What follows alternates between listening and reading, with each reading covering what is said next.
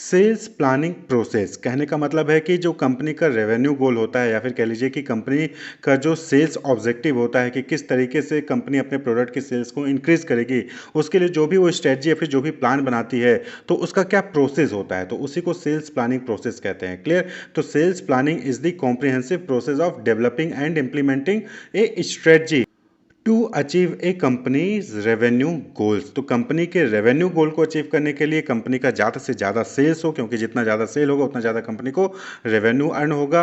तो उस चीज़ को अचीव करने के लिए किस तरीके से स्ट्रेटजी को डेवलप किया जाता है और इम्प्लीमेंट किया जाता है, उसी के प्रोसेस को हम सेल्स प्लानिंग प्रोसेस कहते हैं। तो यहाँ पर नॉर्मली जो बेसिक स्टेप्स होते हैं वो क्या होते हैं कि पहले कंपनी के सेल्स ऑब्जेक्टिव डिफाइन किया जाता है, मार्केट डेटा को एनालाइज किया जाता है, फिर उसके बाद डिफरेंट प्लान्स जो हैं, जो एक्शनेबल प्लान्स हैं यानी कि जिनको इंप्लीमेंट किया जा सकता है, उनको क्रिएट किया जाता है। डिफरेंट जो लोग हैं उनको रिस्पॉन्सिबिलिटीज असाइन की जाती है और फिर उनके परफॉर्मेंस को लगातार मॉनिटर किया जाता है। तो यही जो है बेसिक स्टेप्स होते हैं सेल्स प्लानिंग प्रोसेस का। क्लियर। तो कंपनी के रेवेन्यू गोल्स को अचीव करने के लिए जो स्ट्रेटजी किस तरीके से डेवलप किया जाएगा, कैसे उसको इंप्लीमेंट किया जाता है, उसी के प्रोसेस को सेल्स प्लानिंग प्रोसेस कहा जाता है। तो यहाँ पर हम स्टेप्स को अगर हम इन डिटेल देखें तो सबसे पहला स्टेप क्या होगा सेल्स प्लानिंग प्रोसेस का, that is analysing market environment. भाई आप कोई प्लान तैयार करने वाले हो, कोई स्ट्रेटजी बनाने वाले हो, तो कि किस तरीके से कंपनी के प्रोडक्ट की सेल्स को इंक्रीज किया जा सकता है, तो उसके लिए सबसे पहले आपको मार्केट एनवायरनमेंट को एनालाइज तो करना पड़ेगा।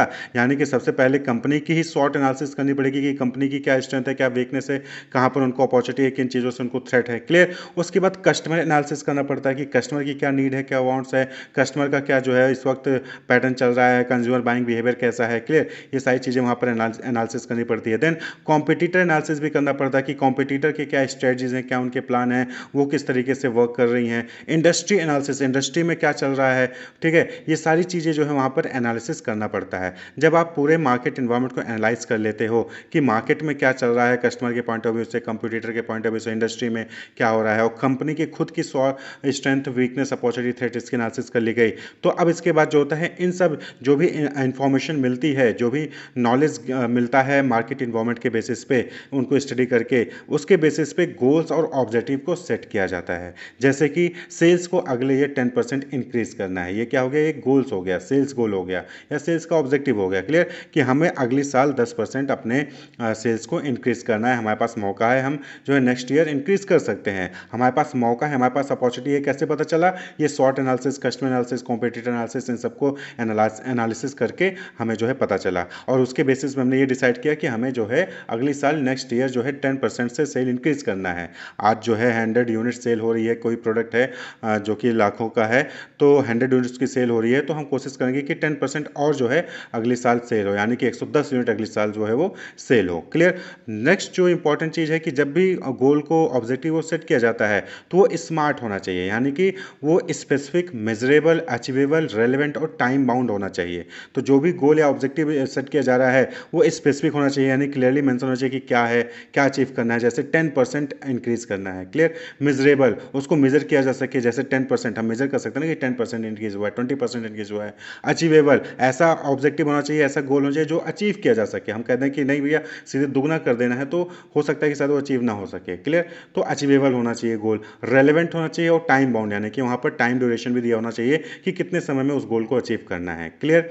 वहीं पर इसी समय जब गोल्स और ऑब्जेक्टिव सेट किया जाता है तो की परफॉर्मेंस इंडिकेटर को भी सेट किया जाता है, जैसे कि कस्टमर का एक्विजिशन रेट हो गया, कस्टमर एक्विजिशन कॉस्ट हो गया है। ये कुछ की परफॉर्मेंस इंडिकेटर होते हैं जिसके बेसिस पे ये जज किया जाता है, ये चीज़ चेक की जाती है कि हाँ सेल्स इंक्रीज हो रही है कि नहीं हो रही है, प्लान जो बनाया गया, जो स्ट्रेटजी बनाई गई है वो जो है इम्पैक्टफुल है कि नहीं है। क्लियर। जैसे कस्टमर एक्विजिशन रेट, अगर स्ट्रेटजी जो भी सेल्स स्ट्रेटजी डेवलप की गई है, बनाई गई है, या फिर जो भी सेल्स प्लान डिसाइड किया गया है, अगर वो सही से काम कर रहा होगा तो कस्टमर एक्विजिशन रेट बढ़ेगा। यानी कि पहले 10% ही एक्विजिशन रेट था, यानी कि 100 कस्टमर आते थे उसमें से 10 ही लोग जो है कस्टमर सेल जो है परचेज करते थे, लेकिन अब जो है वो 100 में से 20 लोग परचेज करने लग गए, यानी कि कस्टमर एक्विजिशन रेट बढ़ गया है, यानी कि स्ट्रेटजी काम कर रही है। क्लियर।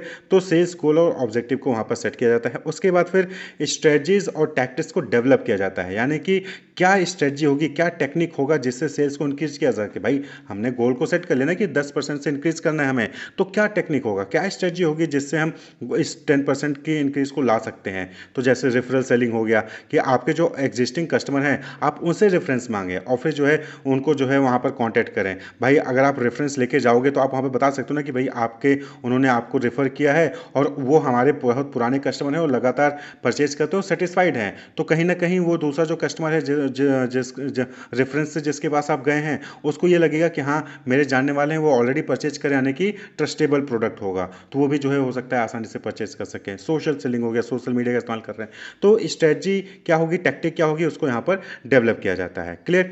गोल्स के बेसिस पे, गोल्स और ऑब्जेक्टिव के बेसिस पे ही स्ट्रेटजीज और टैक्टिक्स को डेवलप किया जा सकता है, उसको सिलेक्ट किया जाता है। फिर उसके बाद फिर आता है बजटिंग एंड रिसोर्स एलोकेशन। जो भी स्ट्रेटजी बनाई गई, जो भी प्लान बनाया गया है उसमें रिसोर्सेज की रिक्वायरमेंट तो होंगी ना, कि भाई हो सकता है कि आपको एक्स्ट्रा सेल्स पर्सन की रिक्वायरमेंट हो, क्लियर, कोई टेक्नोलॉजी की रिक्वायरमेंट हो, तो उसको जो है आपको यहाँ पर एलोकेट करना होगा। तो estimating expected revenue and expenses and accordingly hiring employees और providing training, procuring technology. Clear, कि हो सकता है कि जो सेल्स एम्प्लॉय को उस प्लान के अकॉर्डिंग उस स्ट्रेटजी को इंप्लीमेंट करने के लिए उनको प्रॉपर ट्रेनिंग देनी होगी, तो ट्रेनिंग देना, कोई टेक्नोलॉजी चाहिए तो टेक्नोलॉजी हायर करना, नए एम्प्लॉयज़ को जो है रिक्रूट करना, ये सारी चीज़ें होती हैं, तो वो सब चीज़ें करनी पड़ेंगी। और बजटिंग भी यहाँ पर करते हैं कि क्या एक्सपेक्टेड रेवेन्यू है, कि 10% सेल को इंक्रीज करेंगे तो कितना रेवेन्यू होगा और उस रेवेन्यू को अचीव करने के लिए कितना एक्सपेंस करना पड़ेगा, वो सारी चीज़ें यहाँ पर की जाती हैं। उसके बाद फिर क्या होगा, असाइनिंग रोल एंड रिस्पॉन्सिबिलिटीज़। तो जो भी सेल्स पर्सन है उनकी क्या रोल होंगे, उनकी क्या रिस्पॉन्सिबिलिटीज़ होंगी, वो सारी चीज़ें जो है असाइन की जाती हैं। टीम बनाया जाता है और उनको टारगेट दिया जाता है और उनकी टेरिटरीज को भी डिसाइड किया जाता है कि जैसे 10 लोगों की टीम है तो वो जो है नॉर्थ साइड को देखेंगे, 10 लोगों की टीम है तो वो साउथ साइड में देखेंगे। क्लियर। तो इसको हम ऑर्गेनाइजिंग सेल्स रिसोर्सेज भी कहते हैं। क्लियर, कि यहाँ पर हम क्या कहते हैं कि जो सेल्स रिसोर्सेज है उनको ऑर्गेनाइज कर रहे हैं। बजटिंग, रिसोर्स एलोकेशन और असाइनिंग रोल एंड रिस्पॉन्सिबिलिटीज, ये सेल्स रिसोर्स को ऑर्गेनाइज करना हो गया कि भाई हम जो है कौन किसका बॉस होगा, कौन किसकी टीम में होगा, किसकी क्या रोल्स होंगे, क्या रिस्पॉन्सिबिलिटीज होंगी, किसकी क्या ड्यूटीज होंगी, उनका टारगेट क्या होगा, ये सारी चीज़ें जो है वहाँ पर डिसाइड की जाती हैं। Clear, on the basis of strategies and tactics. उसके बाद फिर जब ये सारी चीज़ें डिसाइड कर दी गई तो अब अगला काम क्या होगा कि आपको जो है प्लान को इंप्लीमेंट कर देना है, जो स्ट्रेटजी आपने बनाई है उसको इंप्लीमेंट कर देना है। इंप्लीमेंट करने के बाद आपको जो है उसको मॉनिटर और कंट्रोल करना होगा, सेल्स एक्टिविटीज़ को मॉनिटर करना होगा और कंट्रोल करना होगा। तो जो भी केपीआईज हमने डिसाइड की थी, की परफॉर्मेंस इंडिकेटर, उनको जो है आपको मॉनिटर करना होगा। तो एक्चुअल परफॉर्मेंस जो है वो केपीआई से पता चल जाएगी। अगर कस्टमर एक्विजिशन रेट है वो बढ़ गई है, यानी कि स्ट्रेटजी काम कर रही है, प्लान जो है सही तरीके से काम कर रहा है, तो वहाँ पर आपको जो है ध्यान देने वाली बात है कि आप मॉनिटर करते रहिए और सेल्स को इंक्रीज करते रहिए। लेकिन अगर कहीं पे कस्टमर एक्विजिशन रेट घट रहा है, ठीक है, तो या फिर सेम लेवल पे बना हुआ है, तो कहीं ना कहीं आपका प्लान इफेक्टिव नहीं है, उस प्लान में चेंजेस करने की जरूरत है, उस स्ट्रेटजीज में चेंजेस करने की जरूरत है। तो वहाँ पर जो है रिफाइनिंग या फिर मॉडिफाइंग दी प्लान, प्लान को रिफाइन करना होगा या फिर मॉडिफाई करना होगा as per the requirements and changing environmental conditions. तो जो भी इन्वायरमेंटल कंडीशंस चेंज हो रही है, जो भी पॉलिटिकल चेंजेस हो रहे हैं या फिर कस्टमर के प्रेफरेंसेस में चेंजेस हो रहे हैं या फिर कॉम्पिटिटिव रीजन्स की वजह से कोई भी चेंजेस आ रहा है, तो उसके बेसिस पे टेक्नोलॉजी में चेंजेस होने की वजह से कोई चेंज आ रहा है, उसके हिसाब से प्लान को भी जो वहाँ पर मॉडिफाई या फिर रिफाइन करते रहना होता है। क्लियर। तो ये जो है पूरा सेल्स प्लानिंग प्रोसेस होता है। तो सबसे पहले मार्केट इन्वायरमेंट को एनालाइज किया जाता है, जहाँ पर इंटरनल इन्वायरमेंट और एक्सटर्नल इन्वायरमेंट दोनों को ही एनालाइज किया जाता है। उसके बेसिस पे फिर जो है स्मार्ट गोल और ऑब्जेक्टिव को सेट किया जाता है। फिर उस स्मार्ट गोल ऑब्जेक्टिव को अचीव करने के लिए स्ट्रेटजीज और टैक्टिक्स को डेवलप किया जाता है और जो है उस स्ट्रेटजीज और टैक्टिक्स को इंप्लीमेंट करने के लिए बजटिंग, रिसोर्स एलोकेशन, रोल्स और रिस्पॉन्सिबिलिटीज़ को जो है असाइन किया जाता है। फिर प्लान को इंप्लीमेंट किया जाता है और उस प्लान को जो है जो भी प्लान इंप्लीमेंट किया गया उसको मॉनिटर किया जाता है और अगर कहीं पे रिक्वायरमेंट हो तो उसको कंट्रोल भी किया जाता है। और अगर जो है वो पूरा प्लान फेल है तो फिर वहाँ पर जो है उस प्लान को जो है वहाँ पर मॉडिफाई किया जाता है, या फिर अगर कुछ चेंजेस हो जाते हैं, इन्वायरमेंट में कुछ चेंजेस होते हैं, तो उसके बेसिस में प्लान को रिफाइन भी किया जाता है। क्लियर। तो ये जो है पूरा सेल्स प्लानिंग प्रोसेस होता है। तो सेल्स प्लानिंग प्रोसेस कहने का मतलब है कि किस तरीके से स्ट्रेटजी को डेवलप किया जाता है और उसको इंप्लीमेंट किया जाता है, वही प्रोसेस सेल्स प्लानिंग प्रोसेस कहलाता है। Wish you all the best, keep watching.